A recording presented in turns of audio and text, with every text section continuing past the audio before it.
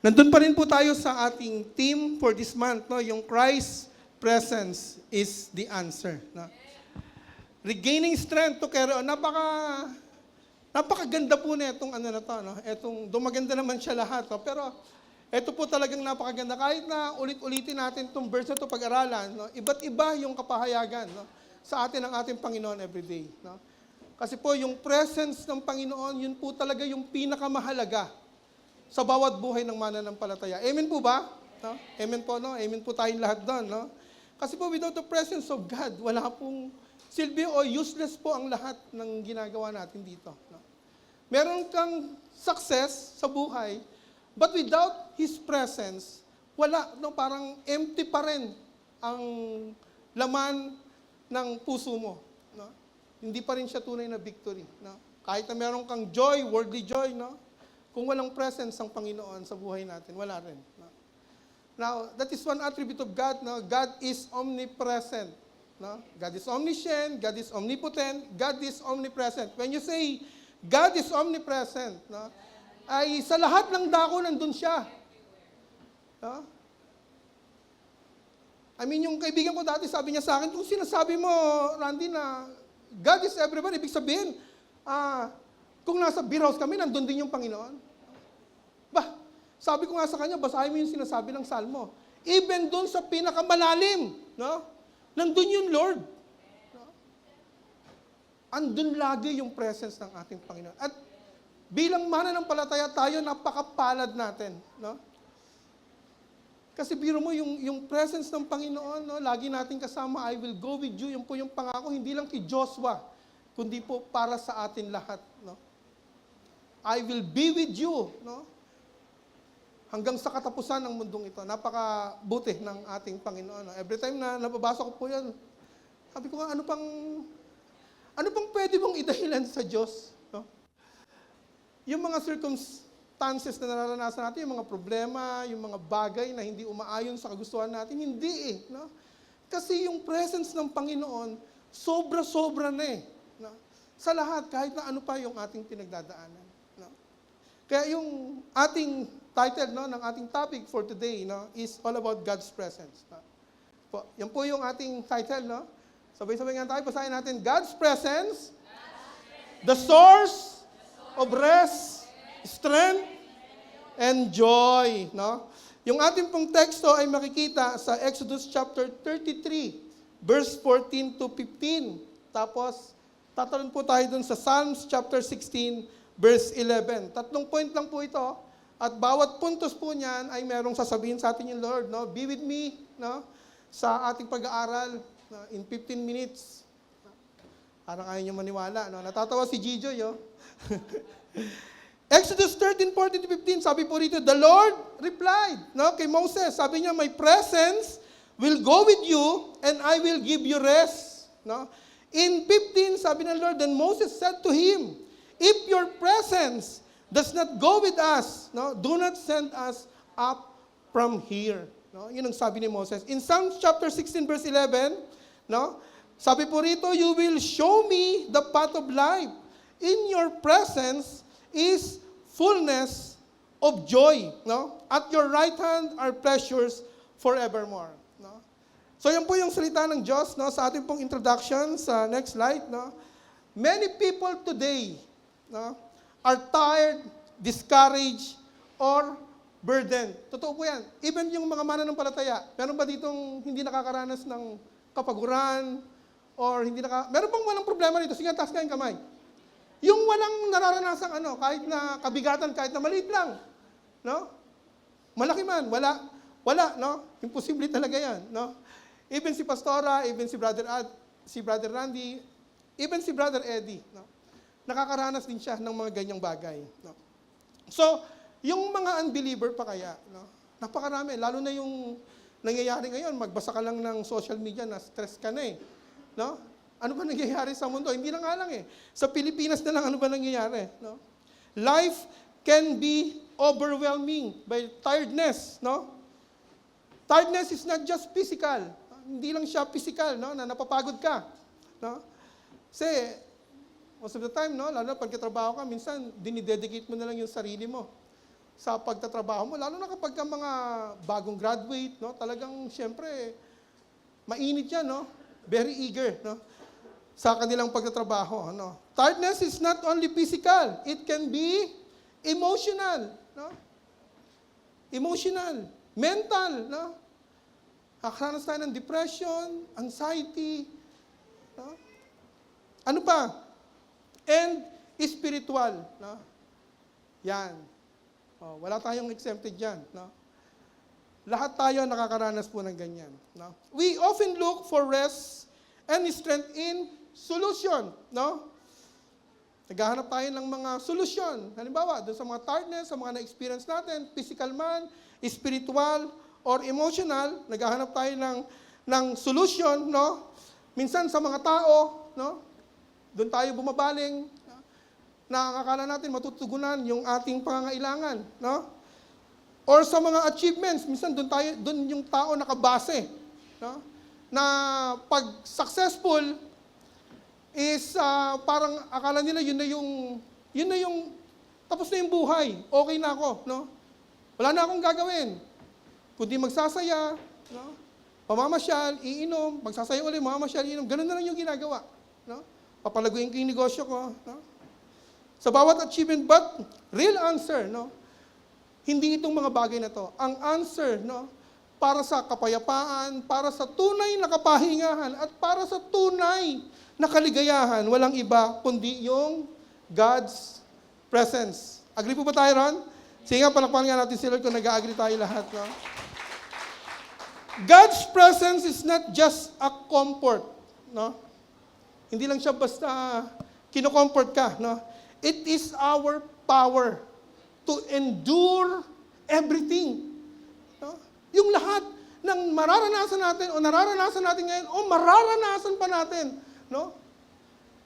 Yung God's presence, no? Yan yung nagbibigay sa atin ng endurance, no? Para tayo ay maging matagumpay, no? If you feel tired, no? Sa next slide, no? Weak or sorrow, the solution isn't to escape yung tataguan mo o tatakbuhan mo o iiwasan mo. O yung iba, naghahanap ng ibang solusyon like pumupunta sa mga bisyo or inuulit pa nila, dinadagdagan pa yung kanilang kasalanan. No? Hindi po ganon. Hindi po yun yung pamamaraan para ka makatakas. And sa mga mananampalataya, ayaw ng Lord that we run from trials.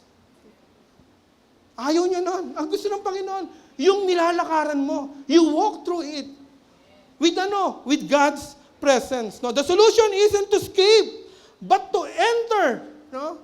In God's presence. Yun yung solusyon. Yun yung hahanapin mo lagi, no? Yun yung hahanapin natin lagi. Yun yung kailangan natin. Why? Number one, no? Because God's presence brings true rest. No? Ano yung sabi, no? Ng Exodus chapter 33, verse 14, no? Sabi ng Lord kay Moses, the Lord replied, my presence will go with you, and I will give you rest. No? Moses knew that nothing else could give rest but God Himself alone. No? Alam ni Moses yun, no?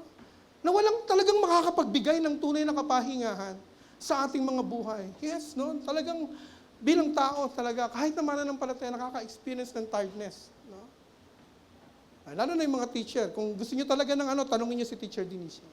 No? Kung ilan yung anak mo, 4, eto, araw-araw, no? May battle. No? Sa public school siya nagtuturo. Yung mga teacher dito, no? Kapag ako naging presidente, gagawin ko 100,000 yung mga sweldo nito. Kasi walang presidente kung walang teacher na nagturo, di ba? Pero grabe yung yung tiredness nila, no? Kaya pag pumasok si Teacher Denicia, lumabas ng bahay niya, papasok, no? Blooming na blooming. Talagang makikita mo, nag-glow talaga. Pag uwi na ng bahay, bagsak yung balikat talaga. Hanggang napapansin ko siya, no? Tapos pasok ng bahay, tulog na yun, no? Kasi nakakaramdam talaga ng pagod, yun yung pinakamabigat. At lahat tayo na-experience yan. No? Pero, even si Moses, kaya sabi nga ni Moses, no? Moses knew that nothing else could give rest but God Himself. No? Yun lang yung talaga makapagbibigay. In Matthew chapter 11, verse 28, no, sabi rito, come to me. No? Ang invitation ng Panginoon, all you who are weary and burdened, and I will give you rest. No? Jesus invites us into His presence to give us rest. No? Yung Panginoon, ini-invite niya tayo. No? Naalala niyo si Elijah, no? Galing siya sa isang victory. No? Tapos, nung nanalo siya, hinanting siya nung reyna. Sabing ganun, ito yung pangako ko sa iyo talaga. No? Na talagang papatayin kita. No? Sabi gano'n, si Elijah, no, galing siya sa victory, ang ginawa niya, tumakas siya, no? Parang, feeling niya, nag-iisa na lang siya, wala siyang kasama. No? Hanggang sa yung journey niya, nung nakarating siya doon sa Yungib, doon siya nagpahinga, no? Ang ginawa ng Panginoon, hindi man lang siya sinita, oy, binigay ko sa iyo yung victory, nanalo ka, tapos ganyan yung attitude mo. Parang, yung mga bagay lang na yan, natatakot ka, no? Hindi siya ginanon ng Lord, no? Ang ginawa ng Lord, nagpadala ng angel. Nagluto ng pagkain. Dilan si ay mainit-init pa yung tinapay, tsaka tubig. No? Gumising ka. Kumain. Tapos matulog ka uli. No? So hindi siya something na masama. No? Kahit tayo, nakakaranas tayo ng ganon. No? Ang masama lang kung totally tatalikod ka. Or magpapaalam ka, basta magpapahinga muna ako. Kasi meron akong pinagdadaanan. Hindi ho ganun yung rest in God's presence. No? Ang rest in God's presence is, nandun ka sa midst ng troubles, pero kasama mo yung Diyos, gumagaan ng lahat. Dahil tutulungan ka ng Panginoon, pagagainin niya anuman yung pinakamabigat na nai-experience mo sa buhay mo. Amen? Ganun po yung ating Panginoon. No?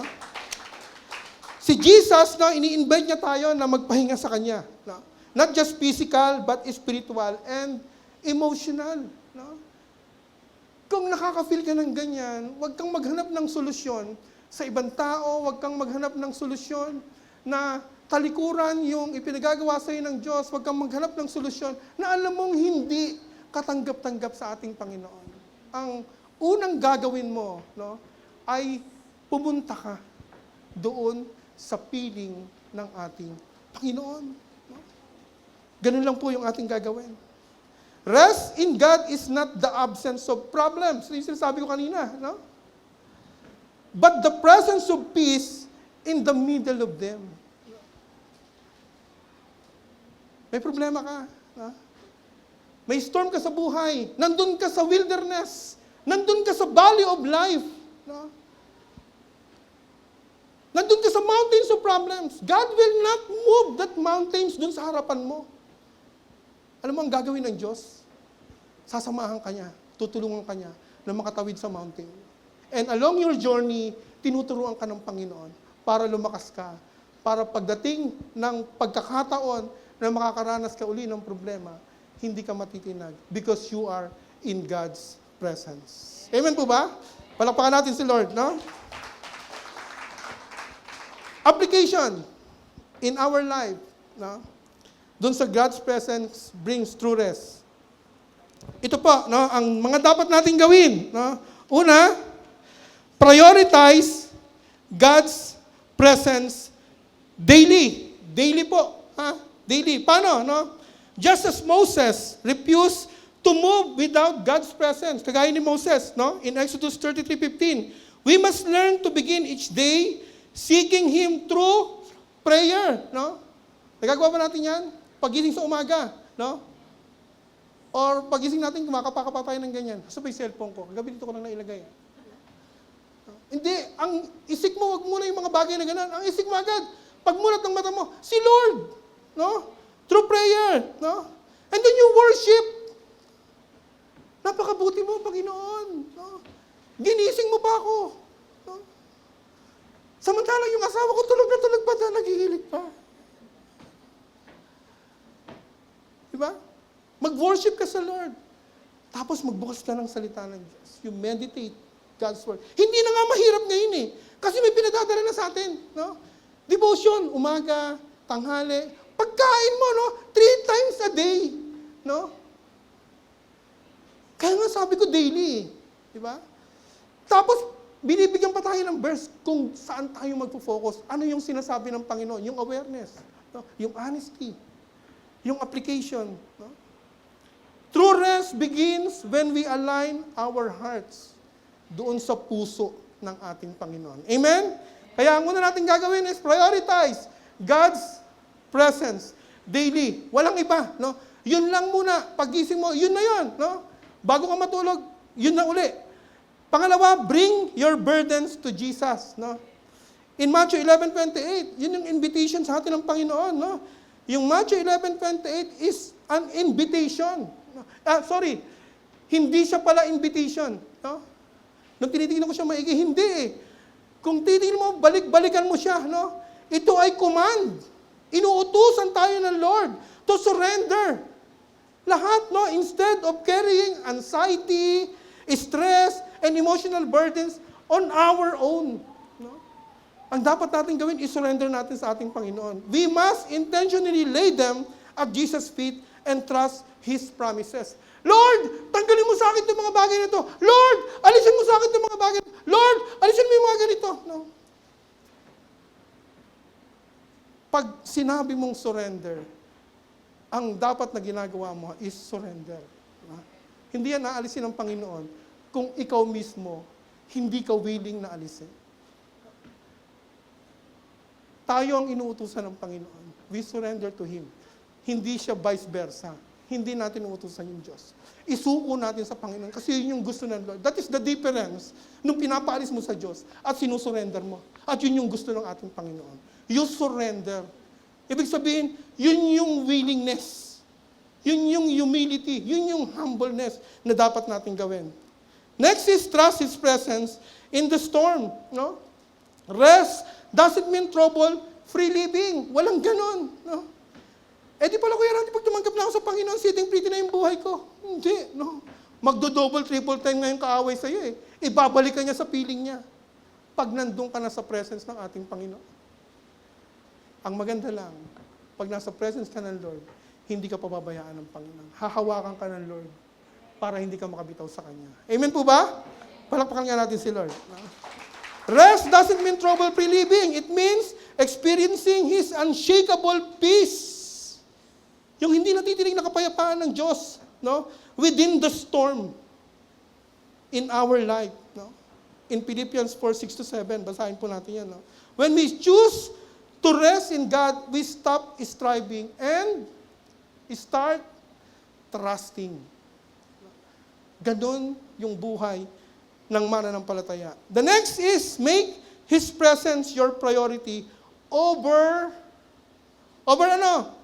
Solution. No?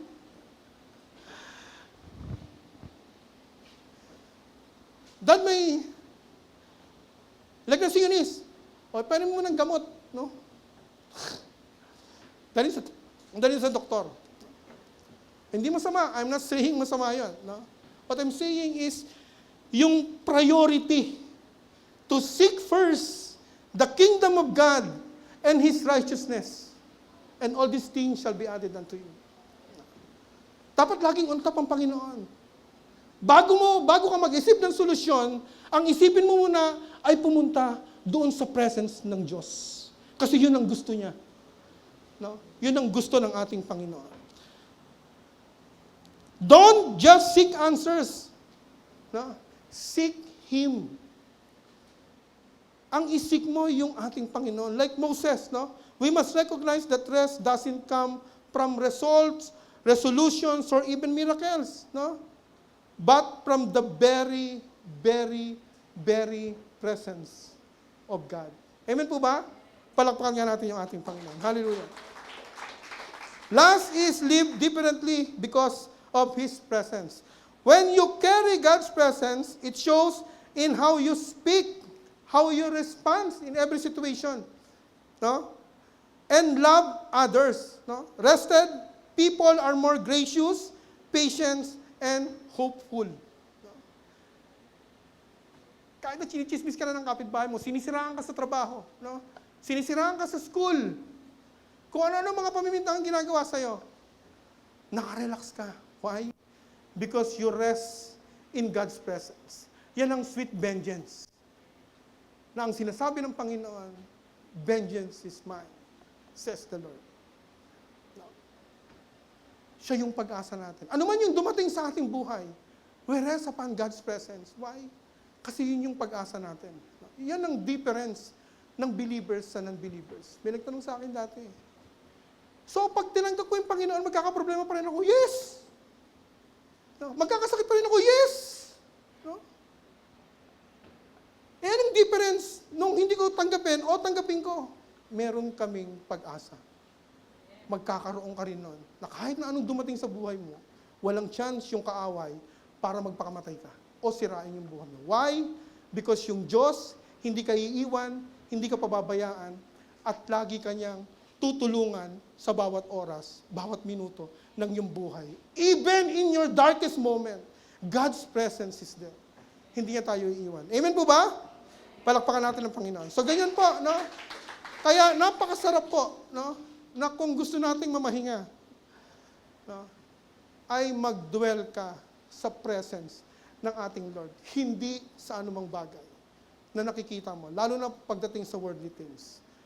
Sa Panginoon lang. Number 2, no? God's presence gives strength to carry on. No? Ito naman yung strength. No? Kanina, rest. Ngayon, ang ibinibigay rin ng Panginoon, presence, strength. No? In Exodus 33:15, sabi rito, then Moses said to him, no?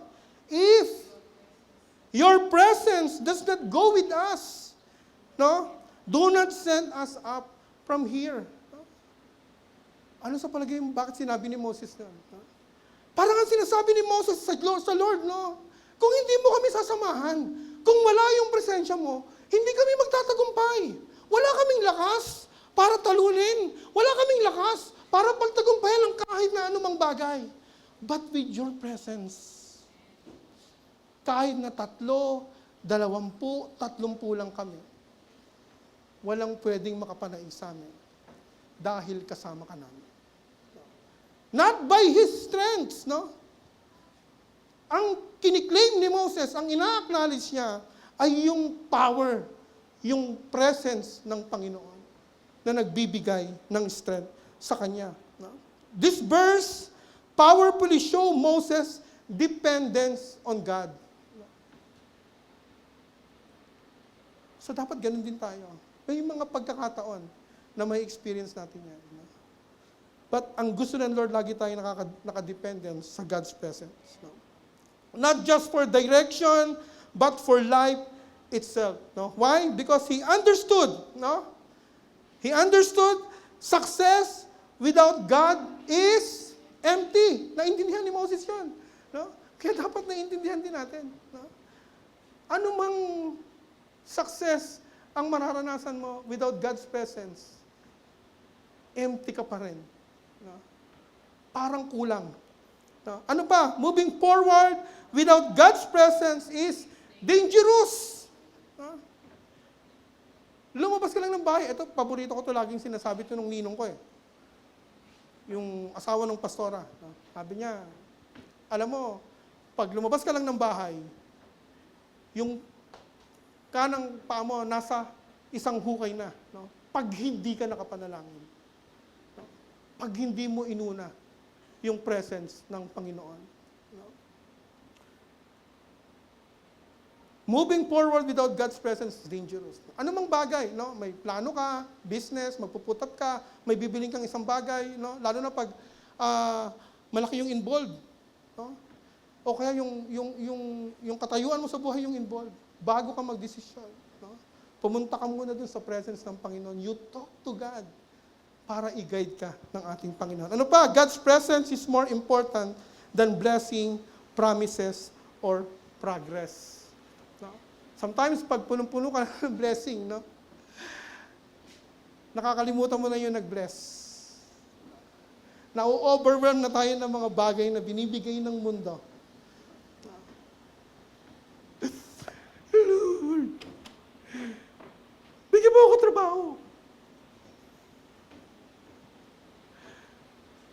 Magpapapray pa sa mga kapatiran. Pag nagkatrabaho na, hindi na makita sa church.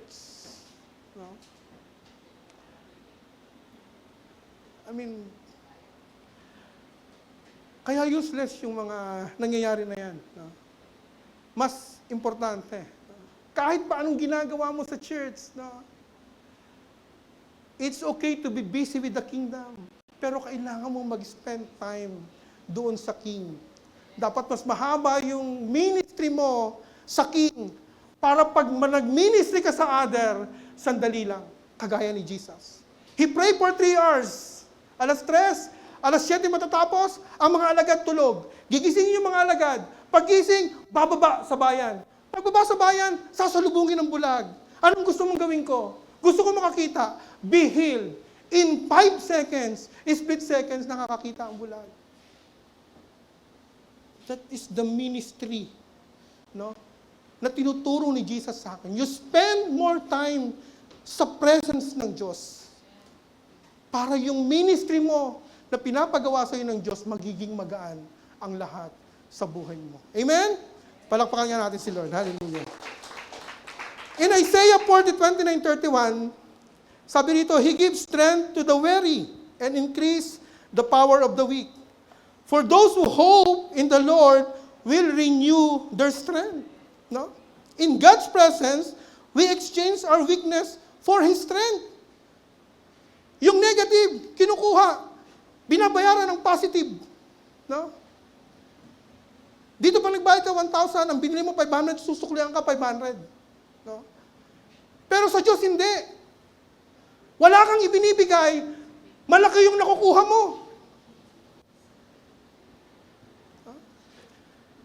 Walang kinukuha even sa tithes and offering. Walang kinukuha ang Diyos. Kaya tayo tinuturuan ng Panginoon para tayo mag-obey, hindi para mawalan, kundi para mapagpala pa tayo ng Diyos. Siksik, liglig, umaapaw. No? Ganun kabuti yung ating Panginoon. In God's presence, we exchange our weakness for His strength.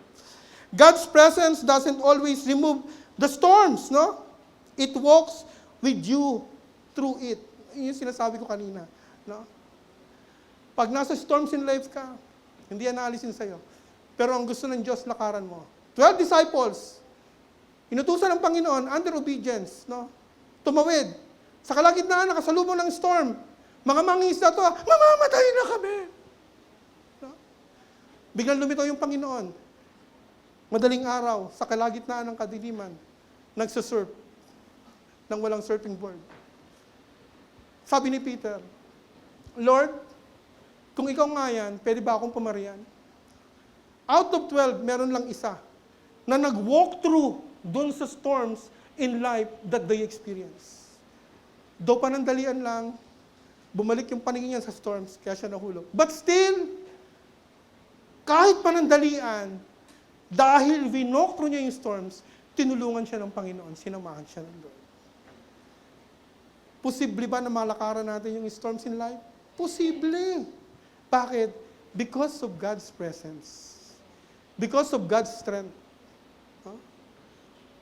The presence of God is the anchor and in our hardship. No? Para mag-stop, siya yung pumipigil. No? Yung Panginoon. No? Palakpakan nga natin yung Lord. No? Ang buti ng Lord. No? When we are close to God, we don't quit easily. Because His Spirit empowers us. No? Pag talagang you draw nearer to God's presence, walang puwang ang pagkikwit sa ating Panginoon.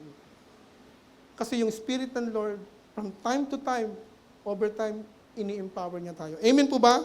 Palakpakan niya natin si Lord. No? Psalm 73:26, sabi po rito, puso ko't kaluluwa, kung nangihina man, ang Diyos ang lakas kong tanging kailangan. Amen? Sige nga po, basahin nga natin, sabay-sabay po tayo, ang ganda, no? Puso ko't kaluluwa, kung nangihina man, ang Diyos ang lakas kong tanging kailangan. Walang sinasabi ditong iba, maliban sa presence ng ating Panginoon. Application. No? Number 1, draw strength through daily devotion. Yun yung kailangan natin gawin, no? To strengthen us, no? Para hindi mawala, no? Spend time in God's words and prayer not just as duty, no? Hindi lang dahil sinasabi ng mga leaders nyo, i-check ko yung devotion nyo, i-check ko yung quiet time nyo. No, hindi. No, not just duty, but as your lifeline. No? Lifeline. Yung parang buhay mo na siya. No? When you are weary, His presence become your source of renewal and endurance. Kasi andun lahat yung pangako ng ating Panginoon. Number 2, acknowledge your weakness and lean on God. Ano yung ibig sabihin? Don't pretend to be strong all the time. No? Huwag mong sabihin, kaya ko to, ba't iaasa ko pa sa Diyos? Hindi, no? Kahit na small things, gustong-gusto ng Diyos yun. Bakit? Kasi ang gusto ng Diyos, lagi ka nakikipag-usap sa Kanya Lord, ano bang masarap na kainin ngayon? Pagkatapos mo pray sa gabi, Lord, meron ba akong nakalimutan? No? Diba? Okay, hindi ka pa makatulog, bangon ka uli, mag-pray ka uli. No? Mabasa ka ng salita ng Diyos. You kneel down, mas maganda. No? You acknowledge, no? Yung strength ng Panginoon, hindi yung lakas mo. No? Be honest with God about your struggles. In return, He offers supernatural strength in 2 Corinthians 12:9-10. Be honest with God. Huwag kang maging honest, wala namang mawala sa Diyos. Hindi ka naman makakapaglihim sa Panginoon. Alam ng Diyos kung sino ka at ano yung ginagawa mo. No? Wala naman tayong maililihim sa Panginoon. Sa Kanya ka naman nagsasabi Hindi ka naman i-chismis ng Lord. Hindi ganun yung Panginoon. No? Ang gagawin ng Diyos para matulungan Kanya, you need to be honest sa ating Panginoon. Stay connected to the source. No? Parang cellphone. No? Just as a phone dies without charging, subukan nyo yung mga phone nyo. Huwag nyo i-charge, no? Mamatay yan. We lose strength when disconnected from God. Pag hindi ka nakakonekta, no? You lose strength, kaya madali kang atakihin ng kaaway. Staying close to Him daily keeps our spirit strong, even when circumstances are draining. Kaya you stay connected. No? Hindi ka lang basta matidrain, magiging fruitful ka pa. In John chapter 15. Paborito to ng ninong ko. No? Pag kakaroon ng sharing, lagi niyang binabanggit to. Kapag naka-abide ka sa puno, ikaw na sanga ay mamumunga. No? Pero kapag hiwalay ka, wala. Wala. Hindi ka na nakakapamunga, even your strength mawawala pa, madidrain ka pa. No? Kaya you stay connected. No? Next is wait on the Lord with trust. Yung may pananalig, yung may paniniwala, yung may pananampalataya, not frustration. No? Mag-iba na naman ako ng prayer kasi parang hindi sinasagot ng Lord yung panalangin ko. No. Pag sinabi ng Lord in Jeremiah 33:3, call unto me and I will answer thee. Sure yun, sasagutin ka ng Panginoon. Ang problema lang, minsan hindi natin matanggap yung sagot ng Lord. No? Yun ang kailangan nating ayusin. Hindi yung Biblia ang aayos. No? Hindi po ganon. No? Kapag tumawag tayo sa Panginoon, paniguradong sasagutin tayo ng Lord. Ang una yung sagot, yes, nandiyan na God. No? Pangalawang sagot, no, hindi, kasi makakasama sa iyo yun. Baka yung hinihingi mo, in the long run, magka-problema ka. Sometimes you need to wait with trust, not frustration. Amen? Palakpakan nga natin si Lord. Next is let God be your portion, not just your provider. Lord, penge, Lord, penge, Lord, penge, Lord, penge, Lord, penge. No? Hindi ko sinasabing masama manghingi sa Panginoon.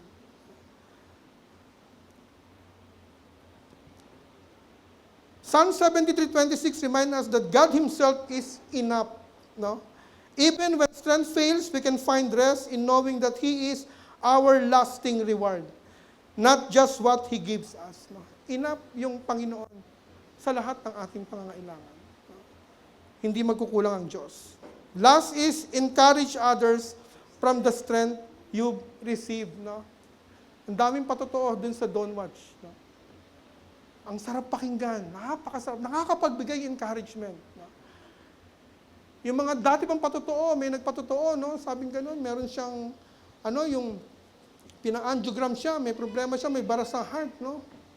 At sinasabi nga ni Brother Alan, inagaw ng kaaway yung joy, inagaw ng kaaway yung pinapalitan niya ng fear, no? Pero nga dahil alam mo yung salita ng Diyos, walang puwang yung mga ganung bagay sa'yo. Ako rin, nangyari sa akin yun. Nung nakaupo ko doon, pinakikinggan ko siya, magkaedad lang kami nito. Bigla ako nahirapang huminga. Hala, baka ako may bara rin sa puso. Matatakot na naman yung asawa ko, baka paglabas namin dito, diretso na naman kami sa doktor na ito, magpa-check up. Ha? Sabi niya, hindi, magpapaano na naman tayo, physical. No? Pero mo yun, no? Nakikinig lang akong ganyan, kung ano-ano na ini-inject ng kaaway sa akin. No? Habang nagkasabi si Brother Alan, panay rebuke. No? Basta pinakikinggan ko yung mga encouraging words. No? Binabantayan ka ng kaaway. No? So, kailangan nakaka-encourage tayo sa iba. As God strengthens you, share the hope with others who are struggling. No?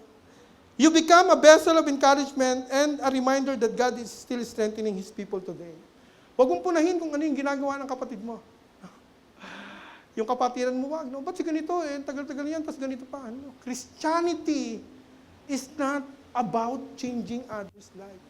It's about changing you so that you can change his life.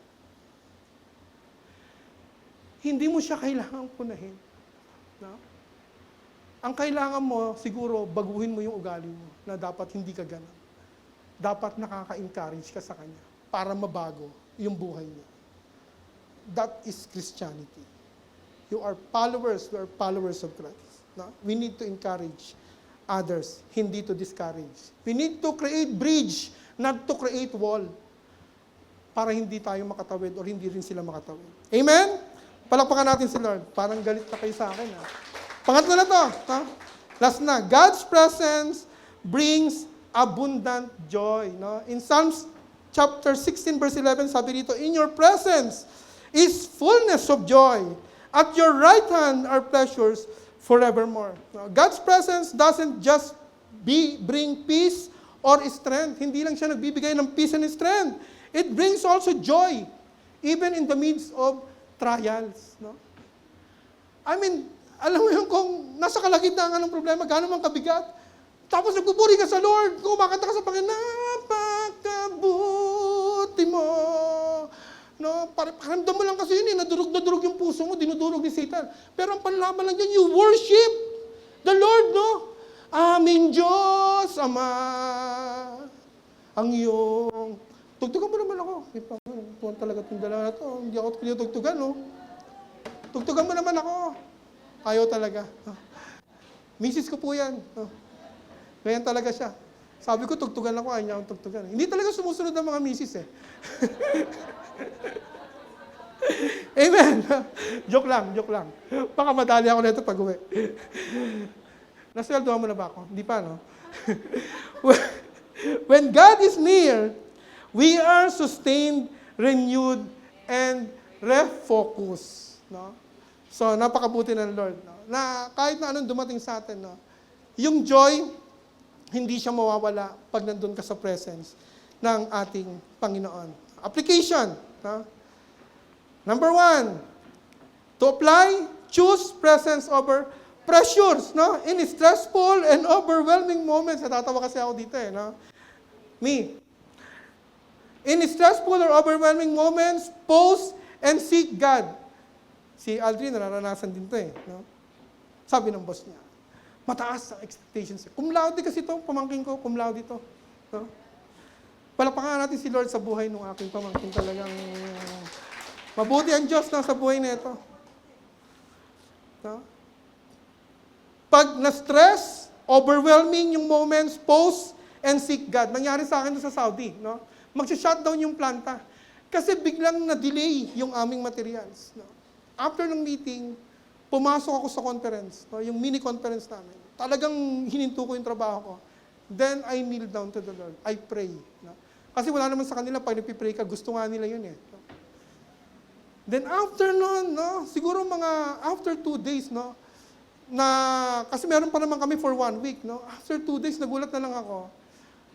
tumawag yung head office namin, yung materials na kailangan namin para hindi mag-shutdown yung planta, nakadak na sa daong. Hindi ko alam kung bakit, pero kasi yung unang balita na madidelay pa for 1 week, no? Sobrang stress talaga ako. And then binili ako ng Panginoon dun sa sitwasyon na, halika, mag-usap tayo dito. No? And I claim that nothing is impossible with God. No? Wala talagang imposible sa Diyos. And hindi nag-shutdown yung planta. No? Kasi ang laki ng impact nun. No? At puring-puri ko yung Panginoon. Napakabuti talaga ng ating Panginoon. Yeah. Kaya pag nandun ka sa pressure, you choose the presence of God over pressure. No? Pause and seek God. Don't rush to fix everything. No? Minsan, nagkakamali tayo ng desisyon. No? Like si Lot. No? Nung dumalaw yung 2 angel para i-observe, pumunta lahat ng tao ron at gustong makipagtalig dun sa 2 angel.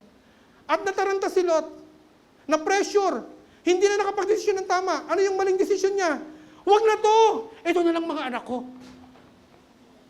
I mean, in-offer niya na yung mga anak niya. No? Ganun yung nangyayari. No?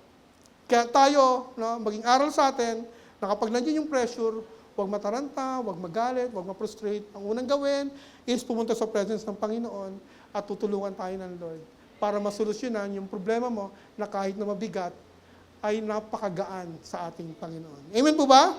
Hallelujah. No? And let His joy shape your perspective.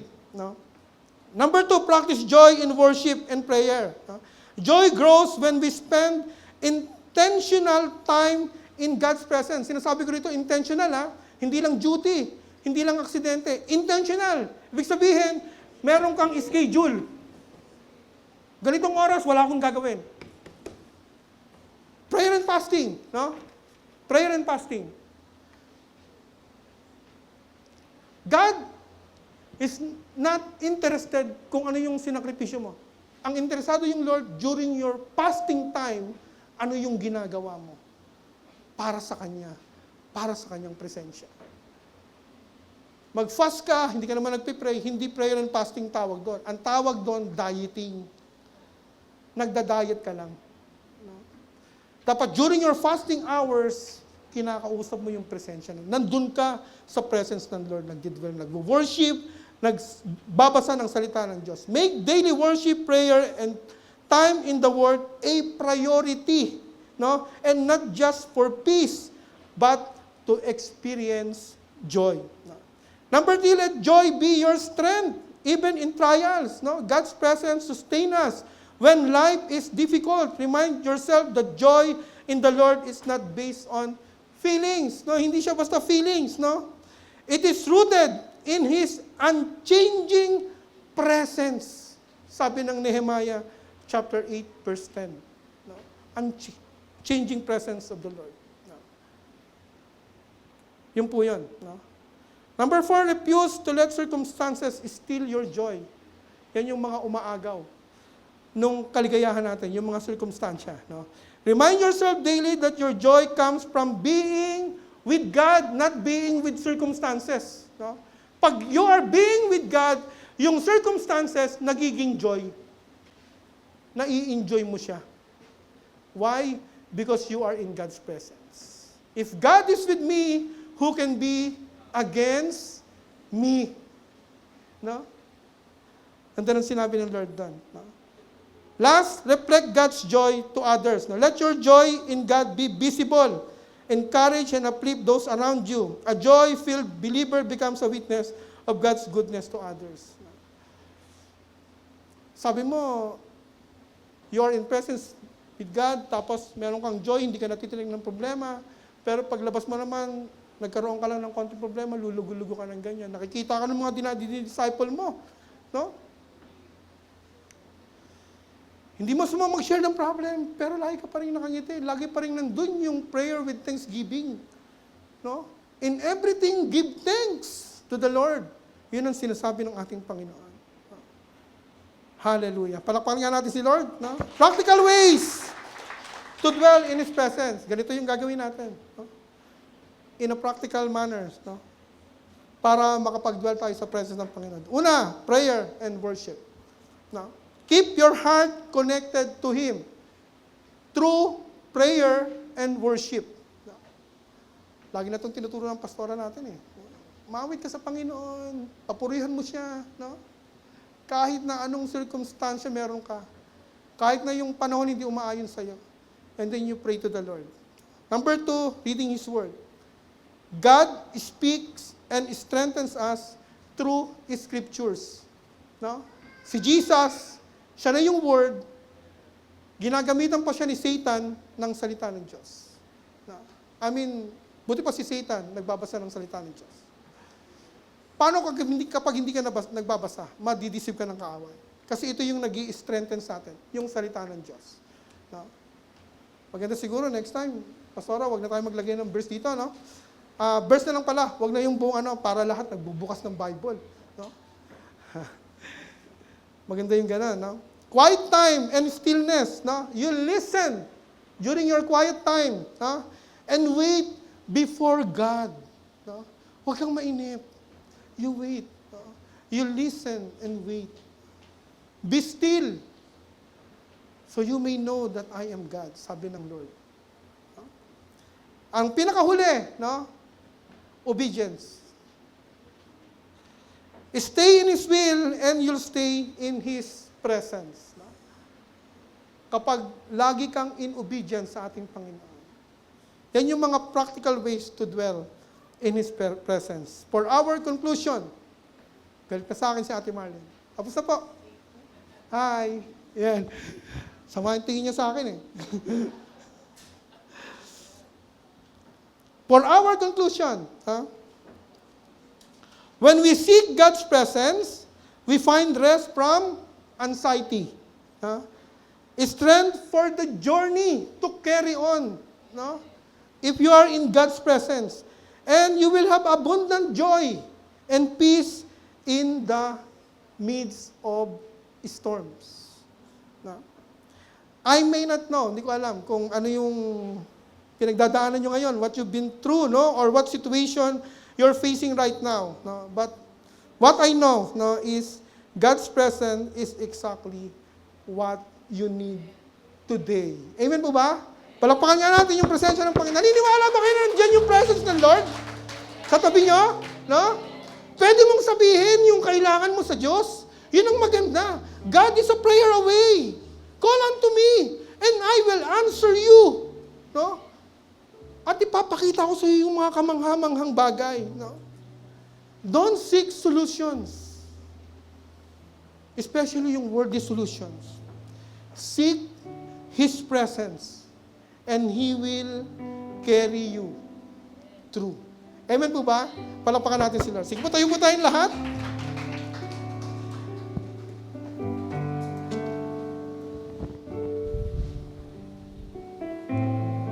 God is everywhere. Andiyan yung Diyos, nandito yung Panginoon. When we sing this song, then when we pray, anuman yung kinalalagyan ng buhay natin ngayon, don't let God pass you by na hindi niya kinakatagpo. Yung puso mo, yung buhay mo, anuman yung pangangailangan mo, God is ready for you today. Italaga rin natin yung ating puso sa puso ng ating Panginoon. We need Him right now. We need His holy presence, the Holy Spirit. Let's sing this song.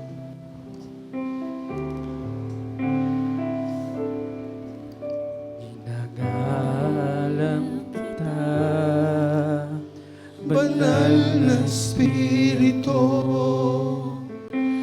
gawin ang nais mo sa buhay ko.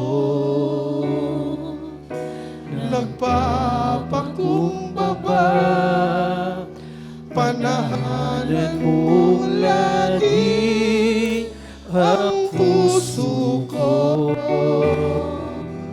Manatiling nakatuon sa'yo. Minsan pa,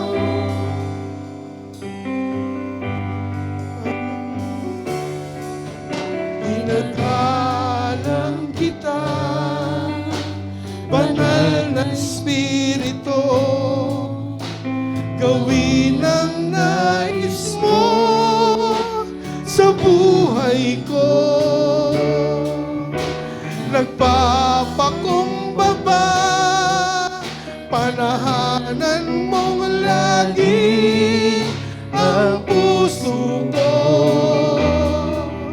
manatiling nakatuon sa'yo. Banal na Espiritu, kailangan kita, manatili ka sa buhay ko, gawin ang nais mo. Banal na Espiritu, minamahal kita, ikaw lamang, ngayon at kailanman. Banal na Espiritu, hallelujah! Kailangan Say it! manatili Claim! ka sa buhay ko.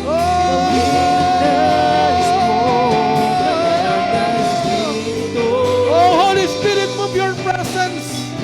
Move your presence in this place. Move your presence in our midst. Move your presence to each and every one of us right now.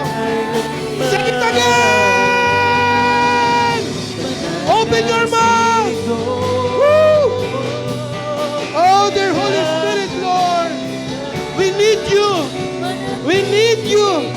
We need you in our lives. We need you in our needs. Move your presence. Holy Spirit, Lord. Hallelujah. Hallelujah. Move your presence. Move your presence. Touch your people for the last time. For the last time. Banal na Espiritu. Hallelujah. Manatili ka. Yes, Lord. Gawin ang nais mo. Banal na Espiritu, minamahal kita, ikaw lamang, ngayon at kailanman.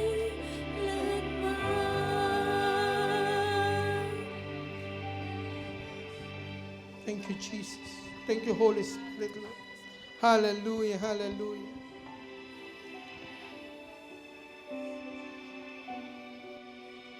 Panginoong Yesus, sa umagang ito, Lord God, hindi ko alam, Panginoon o Diyos, kung ano yung pinagdadaanan ng bawat isa. Hindi ko alam, Panginoon o Diyos, kung ano yung mga kabigatan. Hindi ko alam kung ano yung kanilang mga pangangailangan, Panginoon o Lord God. Pero ikaw yung Diyos na nakakaalam ng lahat ng bagay. Ikaw yung Diyos na naandun sa lahat ng dako, Panginoon. Wala kaming maililihim sa iyo, Panginoon o Lord God. Father, ang bawat isa na naririto ngayon, Panginoon, amin pong hinihiling na katagpuin mo, Lord God, ang bawat isa sa lahat ng kanilang mga pangangailangan. God is here. Feel His presence, church. Feel His presence. Lord, marami rito, Panginoon, o Diyos, ay may mga suliranin, merong problema, kabigatan, sakit, karamdaman, Panginoon, o Diyos. Ikaw ang aming dakilang manggagamot, Panginoon, o Lord God. Walang makahihigit sa iyong kapangyarihan, Panginoon. At alam mo yung pangangailangan ng bawat isa na naririto ngayon. Alam mo yung kanilang dinadaing sa kanilang katawan, Panginoon, o Diyos. We're asking you right now, Panginoon, to be with them, Lord God. Touch your people. Touch their sickness, Panginoon.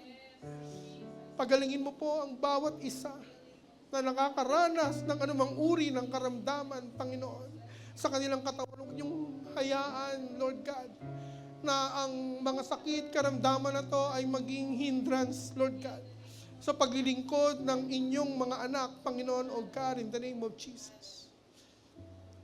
Any spirit of sickness right now, I command you to come out. For everybody sa lugar na to in the name of Jesus. Out! Spirit of high blood pressure, out in the name of Jesus. Spirit of diabetes, out in the name of Jesus. Any spirit of cancer, out in the name of Jesus. Spirit of infections, viral or bacterial, out in the name of Jesus. Let your healing presence be with us right now. In Jesus' name. Let every sickness right now in this place be healed in the name of Jesus. In the name of Jesus. In the name of Jesus. Move your presence. Anumang mountains of problems, Lord God, in the form of financial, we claim your promise that you will supply all our needs according to your riches and glory.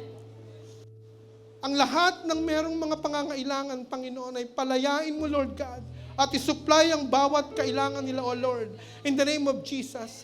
Ang alipin ng pagkakautang ay palayain mo, Panginoon, O Lord God, in the name of Jesus.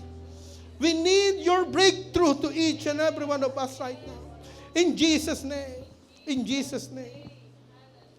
Ano mang problema sa pamilya, Panginoon, O Diyos, relasyon ng mag-asawa, Lord God, we entrust to you everything. Walang pwedeng magpahiwalay sa pinagsama mo, Panginoon, O Diyos. Ibahin mo na yung pag-ibig ang bawat mag-asawa. Ayusin mo ang relasyon ng bawat pamilya, Panginoon, O Lord God. Ng magulang sa anak, ng magkakapatid, Lord God. In the name of Jesus. Pagharian mo ng yung pag-ibig ang bawat tahanan, O God. Ang bawat relasyon sa bawat pamilya, O Lord God.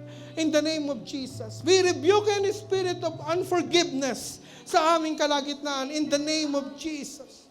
In the name of Jesus. Sakit ng ulo right now. We rebuke in the name of Jesus. Pananakit ng tiyan right now. We rebuke in the name of Jesus. In the name of Jesus. Pananakit ng katawan right now. We rebuke in the name of Jesus.